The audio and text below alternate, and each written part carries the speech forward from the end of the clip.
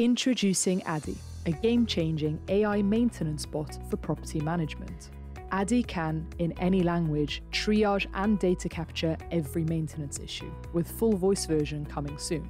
Arie has learned from over 850,000 reactive maintenance issues carried out by Adiuvo, the leading maintenance call handling service. To sign up for updates and our next testing cohort, go to adiuvo.org.uk/ADI.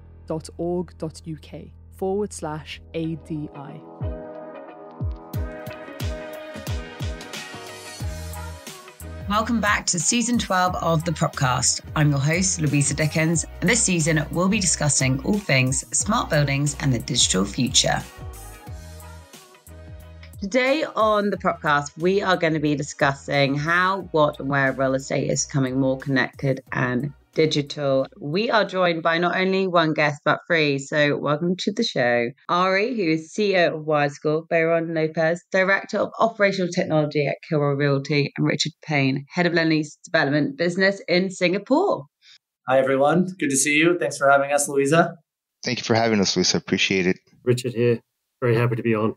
Everyone listening in, this took us, honestly, I would say months to plan. We've got guests dialing in from various different time zones. And the reason why we are having guests from across the world is we're really trying to get more of a global understanding of macro, micro trends and challenges when it comes down to selecting, implementing technology, and making real estate generally sort of more digital.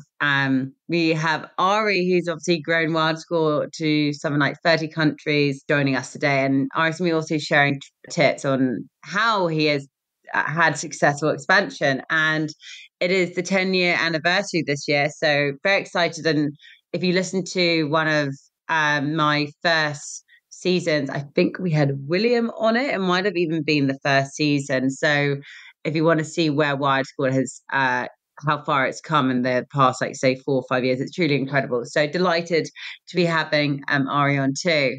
And whilst we're talking about Arie, for the guests who don't know who you are, who don't know WiredScore yet, I'd love for you to sort of share with us a little bit more about the product, where the concept came from, and a little bit about yourself. Sure, happy to. And as you said, super appreciative to have a globally oriented conversation. It's very late for Richard in Singapore and very early for Bayron in California. And I lucked out being somewhat in the middle. So my brain is luckily working at their time zone that would not. But a little about WiredScore. Our mission is to make the world's buildings smarter and better connected, ultimately so that people can do amazing things in the spaces they occupy. Yeah, there's a lot of companies with that similar mission, which I think is an important one. Our approach to making the world's buildings smarter and better connected, though, is a unique one. And that's to use certification standards focused on in-building technology to try to help push the real estate industry forward. And so the easiest way to think about what we do is LEED or BREEAM for those that know those certifications, but instead of focusing on energy efficiency and sustainability, we focus on digital connectivity and smart technology. The original thesis for the business, which has certainly evolved over time, but it was originally really focused on the experience of the tenant.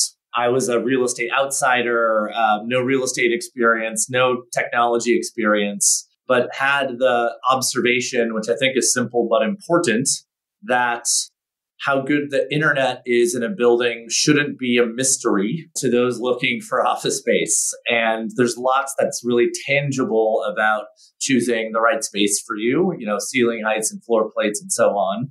But equally, if not more important, is the tech stack behind the walls and in the basements and the risers and all the nitty-gritty parts throughout the building. And there should be a light shined on those building attributes so that people can make the right decisions about where they work or where they live. And ultimately wanted to create a simple rating system to bring transparency into which buildings have great connectivity and technology and ultimately which ones do not, so people can find better spaces.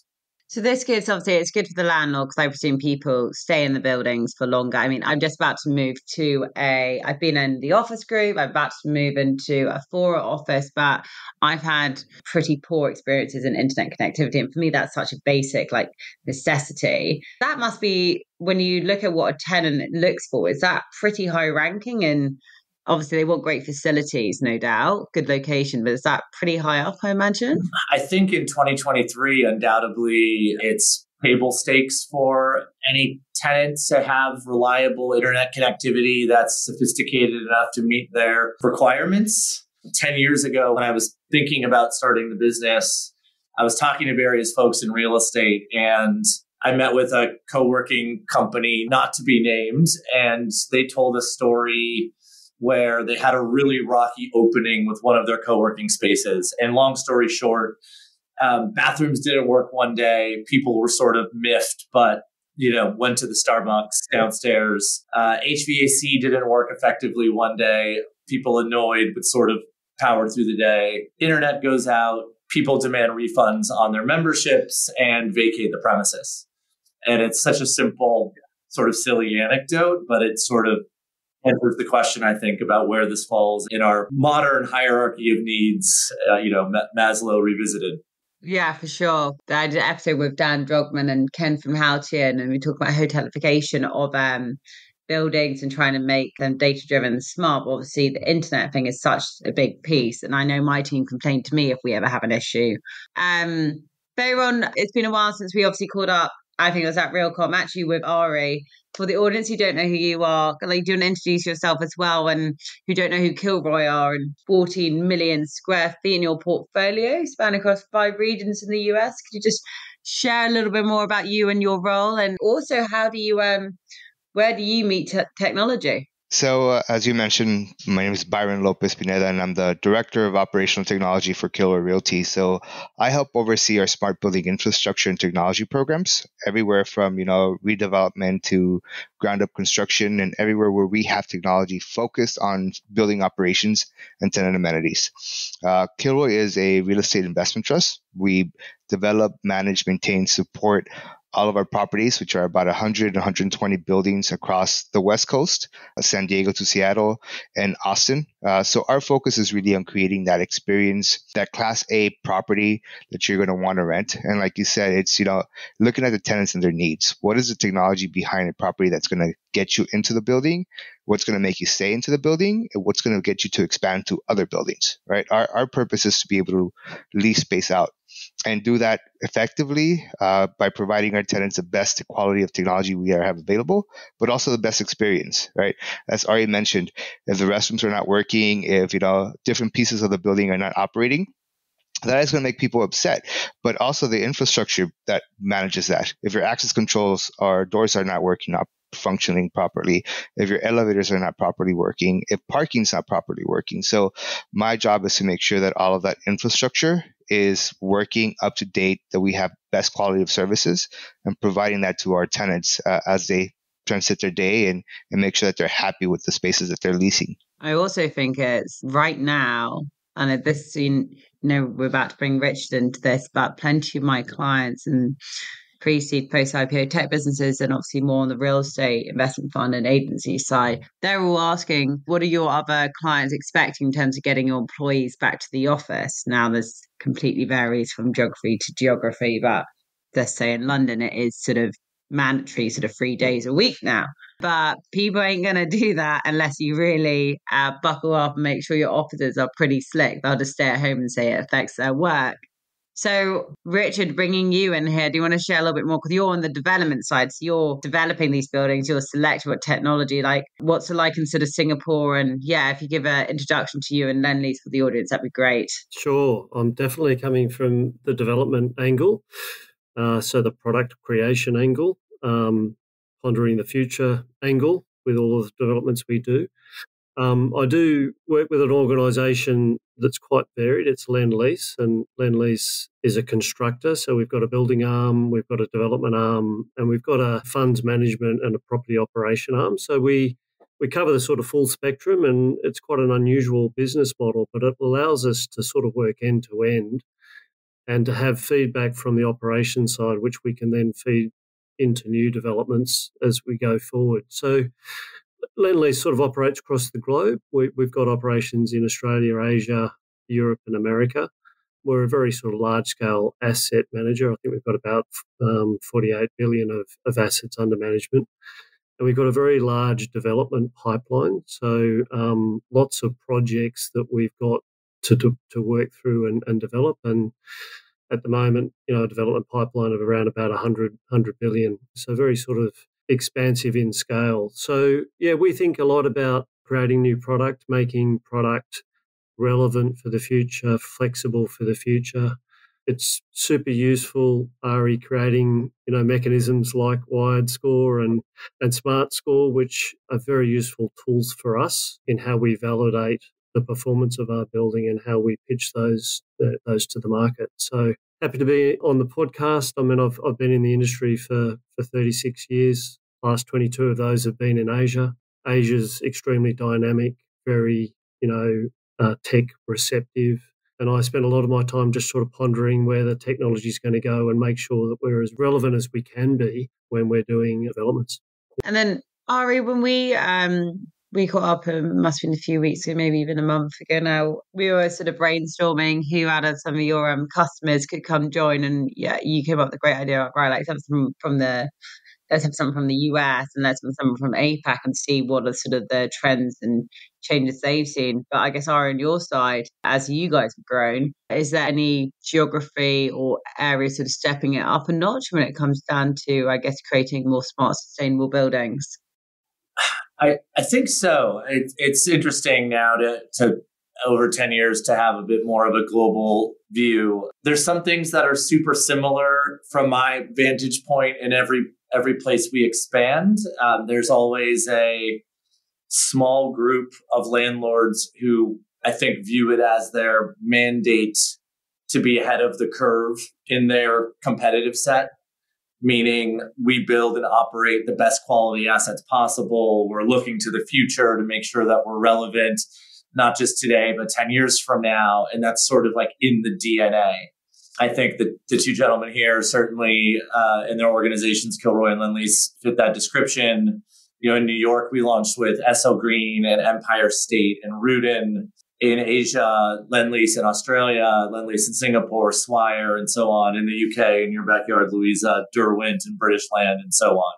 So there's sort of market leadership that is earned over time, and I think drives strategy. Like, these people think a lot about competition and how to always be a step above. So that's consistent. I think on the other side, there are some differences market to market.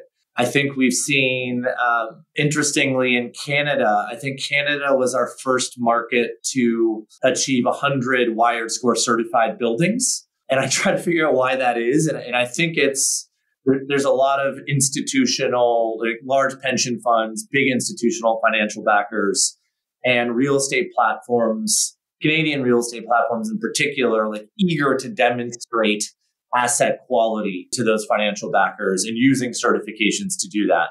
I think in the UK and Europe, we've seen rapid relative adoption of SmartScore versus other regions. And my guess is that's predominantly because Europe at the moment has been prioritizing ESG and addressing carbon emissions, both from a regulatory perspective and I think from a real estate strategy perspective, faster than other regions in the world.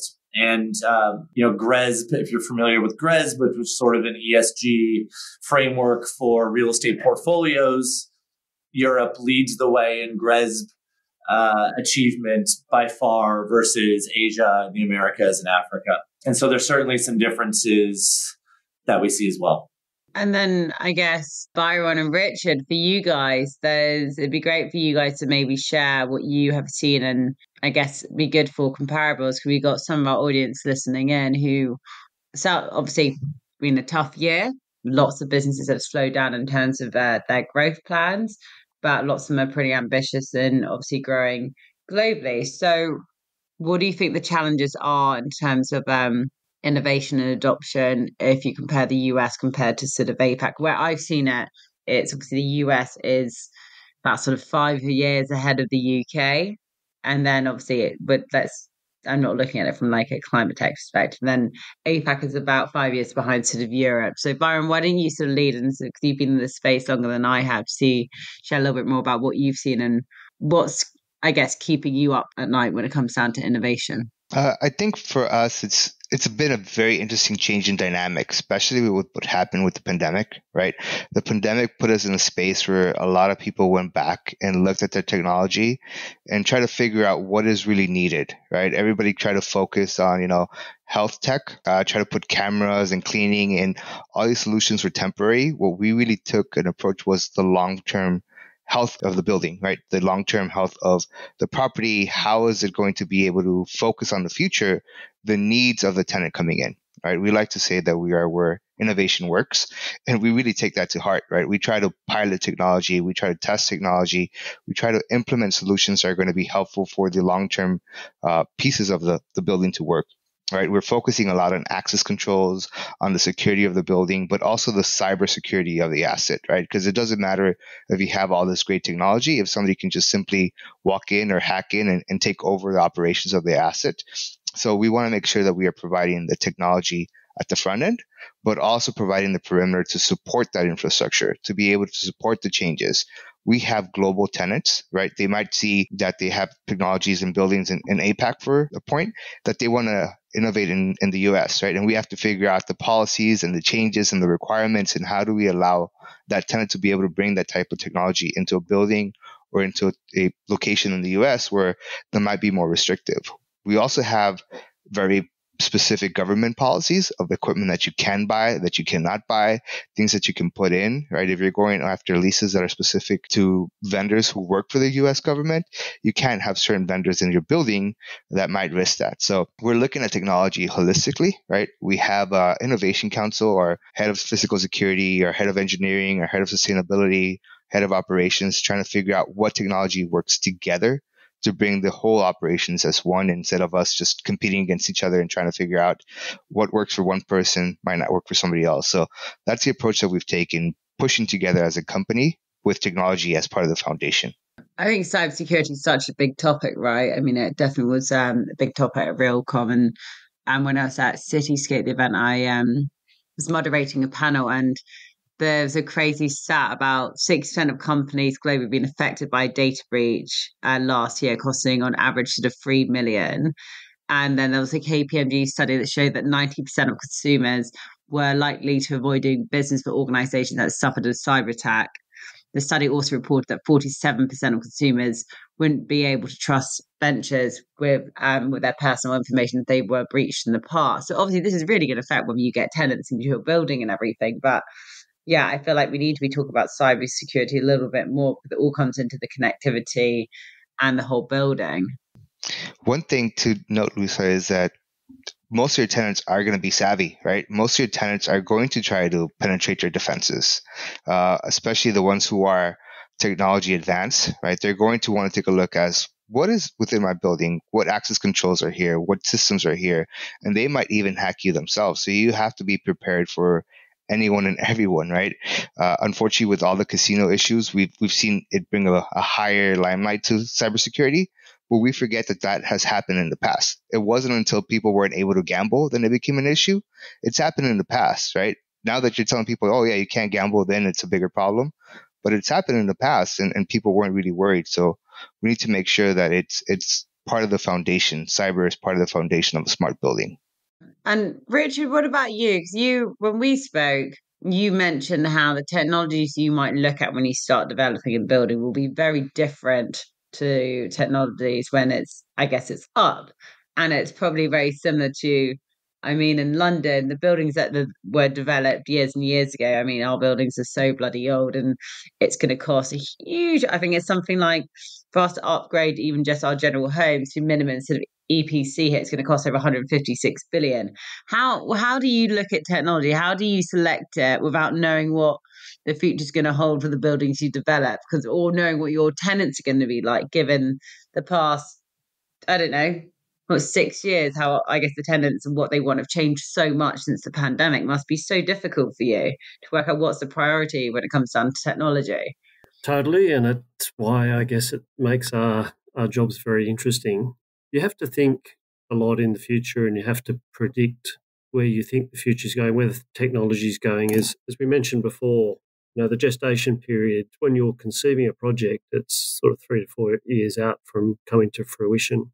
And as Arie mentioned, for ourselves, Lendlease, where we do want to be right front and centre at technology adoption. And of course, the flip side of that is risk, that you may go down a path that either doesn't get more broadly adopted or might get superseded in a shorter period of time by another technology. But I think we probably take a view now to get the platform, the infrastructure, all of the base building tech embedded, and have that platform flexible enough that it can accommodate anything and all, new forms of data usage in the future. I mean, and the analogy may be, we all shifted from our BlackBerries to iPhones, a pretty simple piece of hardware. Physically, it's just a screen, and that screen actually hasn't changed now for some while. The hardware hasn't changed, but what has changed very dramatically is all the software that's running through that piece of hardware, and we're still exploring all the things that you'll be able to do with your smartphone. Couldn't possibly have conceived of those, a decade ago when it was sort of originally launched, and probably about to go through a very similar thing with our cars now, removing all the buttons and everything that used to sort of analogously resemble a BlackBerry, and now we're all just having a single screen, and those screens are going to be presenting a lot of information to passengers when we all eventually go autonomous, and all the things that we thought we needed, speedometers and tachometers and buttons for this and buttons for that, all going to disappear. So, I think the sort of analogy for the building is just get all the infrastructure in place that will enable you to capture all of these data points and, these backbone sort of positions so that you can in the future adapt very readily. Just to build on that, Richard mentioned sort of flexibility and platform perspective, which I think is the approach to sort of having, we all need this crystal ball to look 5 or 10 years into the future. And the only way to develop and implement tech today is to have that sort of flexible platform approach. It's less sexy to talk about this, but that also extends to the flexibility of the infrastructure of the building, not just the technical foundations. And that's not super fun to talk about at PropTech conferences or otherwise, but a big part of the way we score buildings is based on sort of building design and space availability and physical security of that space, whether it's telecom rooms or, points of entry and conduits into the building and vertical risers and pathways. The best developers are setting themselves up for success 10, 20, 30 years down the road because they're taking into account flexibility in building design. And that's the real problem for today's existing assets, 90% of which in any major metro were built before the internet existed, is we had no idea that we would need to be running fiber cable throughout the building when we were building in the 1940s or 50s or 60s. And so luckily we have a sense for this today and can build with that in mind. Yeah. And I guess infrastructure completely varies from whether it's the US to the Middle East to sort of APAC. I know I mentioned earlier that came out from Cityscape, and I bring it up because they're obviously building the 2030 vision product by the kingdom is spending millions, billions on creating these sort of smart cities, smart buildings, and they're basically starting from fresh, aren't they? They don't have these sort of, old buildings. They're just sort of trying to learn from other cities and build something fresh, where they won't have these cables and everything and disconnected office buildings. Arie, for you, I know you've obviously grown out to the Middle East. I've had the pleasure of meeting wonderful John, who is incredible. And John, if you're listening to this, thank you so much for looking after me. And it's great to see, I guess, the growth out there. Hi, I'm Xander Geronimos, Head of Business Development and Strategic Partnerships at Metaprop, the New York-based venture capital firm that has been at the forefront of the PropTech industry since 2015. In early September, we will launch the Global PropTech Confidence Index, sponsored by PwC, which serves as a biannual barometer for the health of the real estate technology industry. Metaprop also publishes a monthly newsletter that covers all things PropTech, from industry news, upcoming events, recent financings, job spotlights, and more. Subscribe at the footer of our website, metaprop.vc. Arie, for some founders listening in, are there any sort of tips you can share in terms of success or what people should be thinking about when it comes down to growth or landing and expanding? Certainly. You could probably do a separate podcast on challenges of international expansion for startups. I think we've gotten a lot better at this over time. Early mistakes we made were probably one thing, which I'll call like the hurry up and wait problem. Like when we were expanding to the UK, I wanted to sort of put out feelers in the market. So I had tons of landlord meetings, some early sales meetings. And when our early customers said, great, this sounds interesting, we'd love to work with you, we sort of weren't ready. Our products weren't ready. Our team wasn't ready to actually serve our clients effectively. And so it was a bit of a stop and start challenge where we aggressively pursued new client relationships without the ability to deliver. We had to wait 6 months basically until we could. And I wish we had done that more seamlessly in the early days. I also think we did some things right. We hired locally quickly in most places or found really good partners. I think a lot of real estate organizations don't want to work with a perceived American know-it-all company that's like entering the new market and doesn't totally understand or sympathize for the nuances of local real estate market operations, whether technically or culturally or otherwise. And so we've worked hard to find good partners, build advocates in new markets, not just landlords, but brokers, architects, engineers, industry organizations, to really ensure that we are part of the ecosystem and not sort of an outsider coming in to push people to buy a product that's not for them or built with them in mind. Awesome. Thank you for sharing that. Bayron and Rich, and I'm sure you've had various sort of products that are pitched to you as well. Is there anything you can share about poor pitches or, what makes a good pitch? Bayron, maybe you want to go first? Sure. I think for us, as you said, we've talked to hundreds of vendors, right? Especially now in PropTech, everybody has a solution that they want to sell you. Everything from, smart irrigation all the way to people counting. So there's a bunch of technology out there. But the foundation, I think, is very important. Having that foundation, that flexibility, being able to pivot across. We partnered with a company called Vio a long time ago. Their solution for us has worked out great. And I think that's one of the pieces that we understand. If we're able to build it, if we have that infrastructure in place and a vendor can give us similar specs, then we're able to go in there. We're very picky about who we work with. It takes us a long time to get into a product, but once we get in there, the portfolio goes with it, right? So we like to do long-term partnerships, but foundational pieces, the cyber physical components of the building are essential to us, and protecting that technology behind a cyber secure policy is what's going to make it for us. If you are a vendor and you can't provide that cyber component of your technology, we're not going to look at you regardless of how great the infrastructure is. If the data is not secure, if the infrastructure is not secure, we can't put it into a building. So that's one of the big pieces for us that we would take a look at. Well, I think every week we would get a new vendor wanting to pitch some form of new technology to us, and that's fantastic actually, and we're very receptive to what's increasingly becoming available in the market. I think for us, very often a lot of the things that are being presented are quite technical. What's important is to sort of establish the real need for the product and the business case for the product and the rationale for the product right up front. Because I find I'll pull other business leaders into the room, and I can see them losing interest if they can't readily identify what that business case is going to be.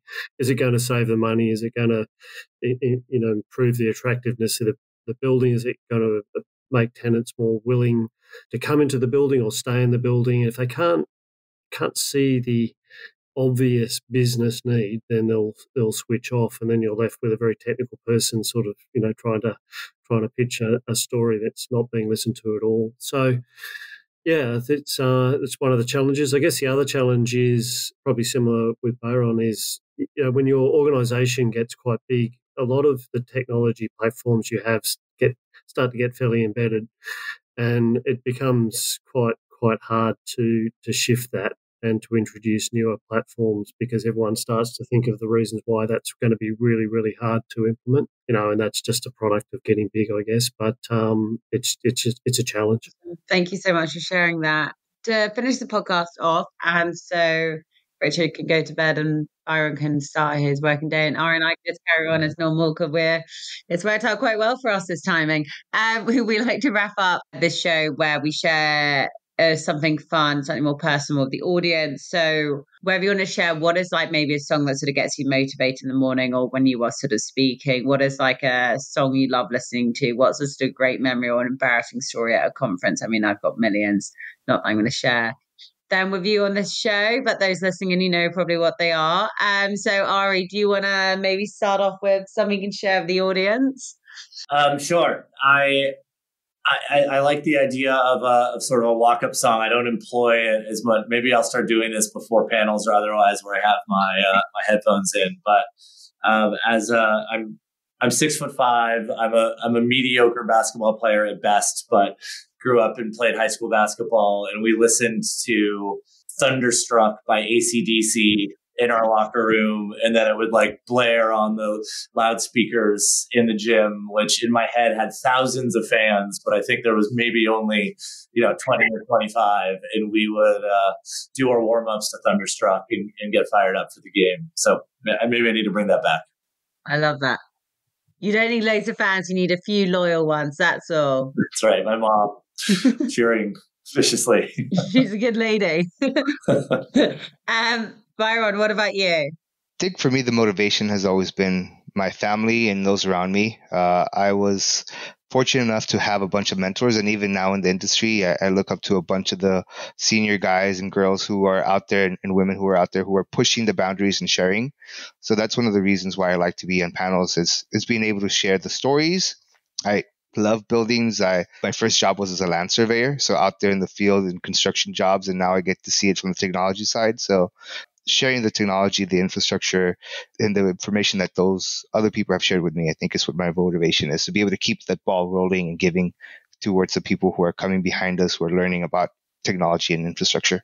Awesome. Thank you for that. Richard, what about you? Well, personal reflection is that I'm not listening to enough music. I'm listening to too many podcasts these days, so that's terrible.